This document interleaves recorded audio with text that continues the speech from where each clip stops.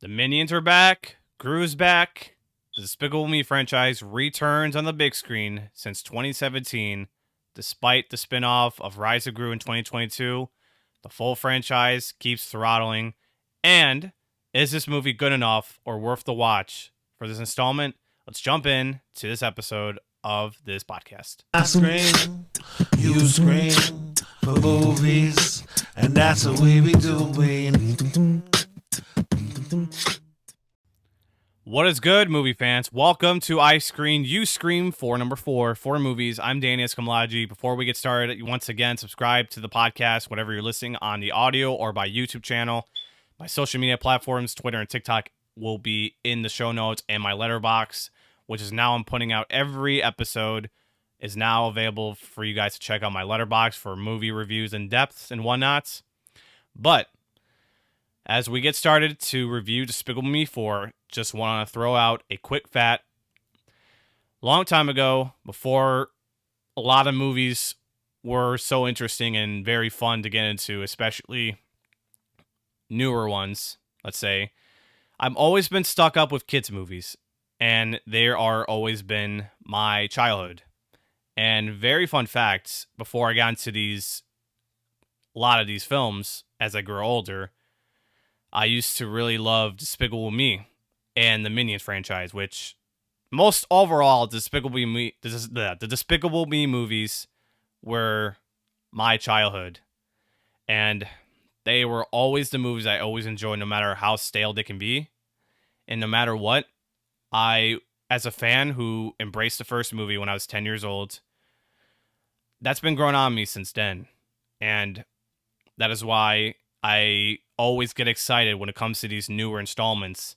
And they may not be such worth hype movie, but they're worth the hype to revisit childhood, like myself. And I hope anyone else who can relate to that happens to really relate to enjoying these past franchises that always grown up to them when they were kids. So you have your Disney's, Pixar's, and then Illumination happens to be the renaissance of animated movies. And the only franchise of Illumination I've been growing into a lot is the Despicable Me franchise. And then sooner or later, the Super Mario franchise, which is already getting a sequel in a few years. So other than that, Despicable Me is always the franchise I cherish, I always enjoy. And I will admit, somehow, they always got to get generic at times when it comes to the story. So it's always going to be that, but exchange, you always get something very fun and enjoyable with these aspects of these movies. And as we're jumping to Despicable Me 4, just want to throw out the facts real quick to what do I think of it.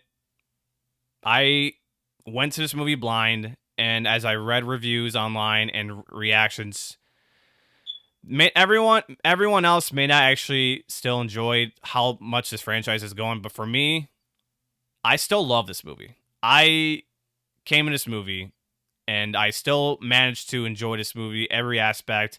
Now, the only thing I wish these movies can do is just increase runtime to like almost 2 hours. But I understand this is elimination movies where they have to keep the runtime short for kids, which honestly, it's all right, I guess. But I like to see a movie go over 1 hour and 30 minutes, and I just like to see this movie go a little longer than that. So, I mean, there's not a lot of things to talking about with this type of movie. There's just nothing much to critique on. Again, the only thing that will just keep the franchise just stale at times is just the plot, pretty much. But at least, and most times, you get like new characters in these movies. You also get new voices in this movie. I mean, for example, you have Will Ferrell, who's the voice of the villain in this movie.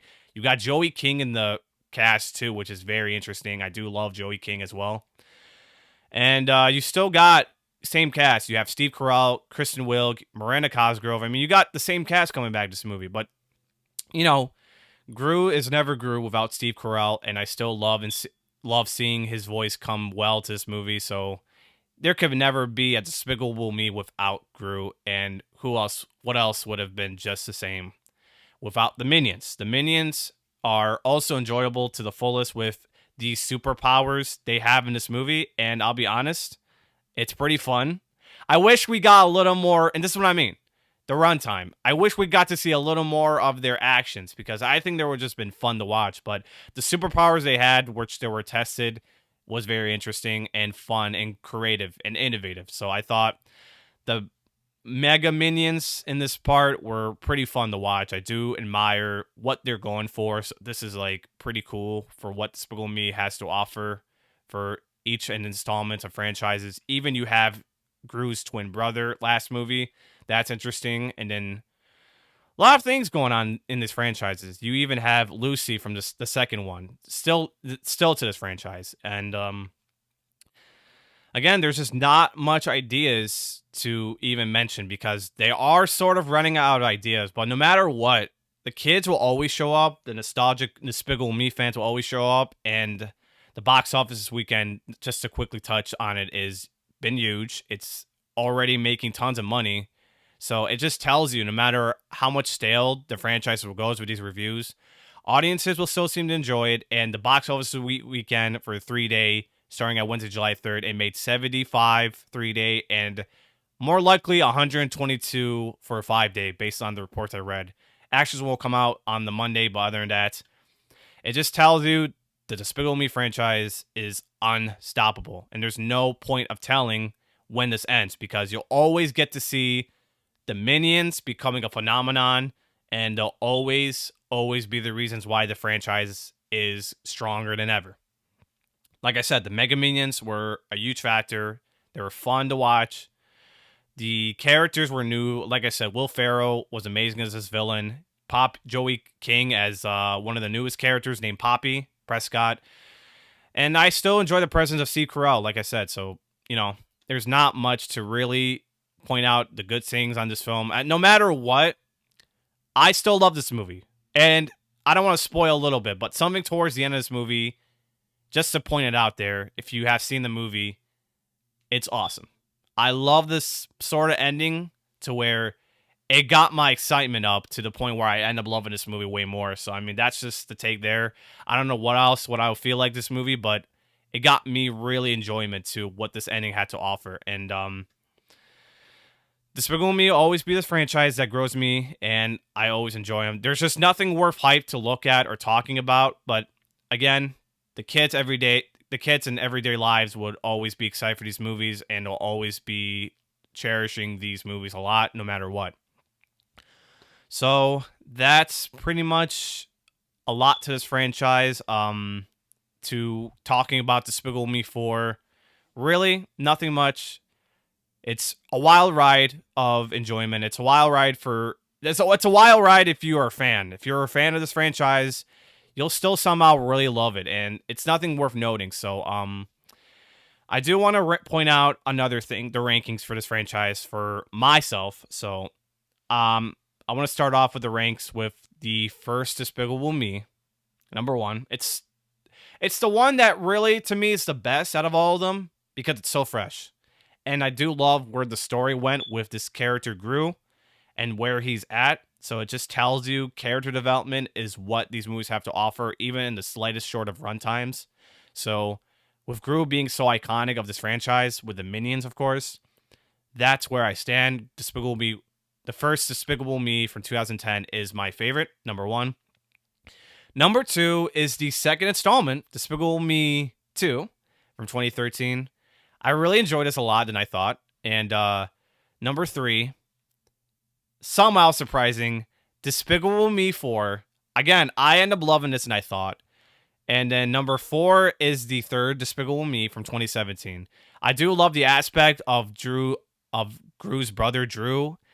There's not much to, and look, I think the villain is also good in this movie. So preemptively, just the saying is, it doesn't mean how bad these movies are as I rank them, but there's just excitement how I enjoy these movies. So number 1 is the first one. Number 2 is the second film. The number 3 is the fourth film, and number 4 the third film, which is all the rankings of the Despicable Me franchise. And if we're gonna put Minions, the Minions franchise, which is always gonna be strong, I'm hoping there's gonna be a third film at this point, but I do love Rise of Gru way more than the first Minions, so I'm going to put Rise of Gru behind Despicable Me 3 and then Minions last. So, Number 1, like I said, Despicable Me 1. Number 2, Despicable Me 2. Number 3, Despicable Me 4. Number 4, Despicable Me 3. Number 5, Rise of Gru. And number 6, The First Minions. So, pretty much the rankings I have for these franchise. So again, if you want to count the Minions as the Despicable Me franchise, you can. But most overall, that's possibly going to be the first four. The first 4 movies are going to be mostly counted. But like I said, I love the 4th movie pretty much. It's pretty fun, pretty entertaining, and still holding up to its golden standards to this franchise always. So no matter what franchise, no matter what anything fails to bring new, I mean, I always will love these movies. And who knows, maybe this franchise will keep going because it's one of those franchises, like I said, it's still golden and it still resonates with every audiences, even kids and families. So if you're coming out to see an anime movie and you see a lot of like reticence to the franchise, Despicable Me is where it's at, and you just don't want to like walk away from something that you love as a childhood, and you could still like make the best out of it to seeing these movies, which is why they'll always be golden to what this franchise holds up to this day. So pretty much that's everything on Despicable Me 4 and what this franchise has to offer. There's not much pretty much to say, and I'm going to be honest, nothing in depth. So again, the movie's short, and I do love the cast. I do love some of the new castings. I do love the Mega Minions. And I just wish the movies would be a little more longer. Like I said, it would have more depth and more characters, especially some of the characters we've seen this installment. I wish they had grown more. So, if anything, Despicable Me may be always short for kids, it may be short for analysts like me, but if you're a fan and if you're a kid, you'll just really go to this movie. You'll still love it anyways. That's how iconic this franchise is, and that's how enjoyable these movies are. So pretty much that's everything is to be said on Despicable Me and the franchise. So that's that pretty much. So guys, that's pretty much everything. That's pretty much the shortest episode I may have done in a while. So like I said, there's nothing to pretty much talk about. Despicable Me and the franchise itself will always be fun for the ages and always be something worth watching for like fans and kids around the world that enjoys these iconic moments and like iconic characters and ways like the Minions. They'll always just be fun to watch. They'll always be fun watching Gru. It's always like fun to look into these franchise more and see what they have. But at almost at point, they may be running out of ideas, but everything with this franchise keeps on going, and that's why it's still strong up to this day, because it doesn't really matter how stale they can get. The kids love the Minions. The kids love Gru. Mostly the Minions, and I think this franchise keeps holding strong for another decade to come. So with that said, that is going to be the review of Despicable Me 4. Like I said, there's not much to pretty much say. So I enjoyed this. Score-wise, I'm giving this an 8 out of 10 and 3.5 stars.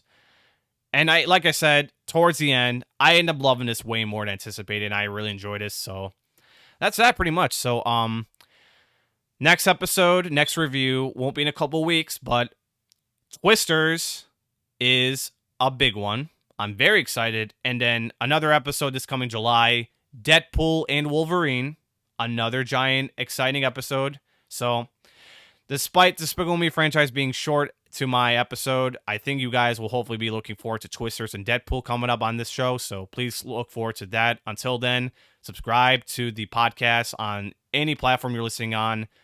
Or if you're watching this through YouTube, you'll get to see my face.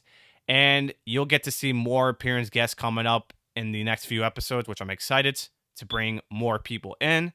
So subscribe to the YouTube for more face content and whatnot. And social media platform-wise, you have Twitter and TikTok, which is available in the show notes of each episode and the description. And my letterbox is available now my letterbox is available to check out if you guys tend to use letterbox and you want to follow me on there to get more depth of my movie reviews and whatnot to my letterbox. And until then, guys, like I said, Twisters is coming up. Next episode of I Screen, You Screen 4, number 4 movies. So stay subscribed till then. And until then, guys, stay screaming for the movies. Have a good one, and I'll see you guys in the next review. Peace. Boom,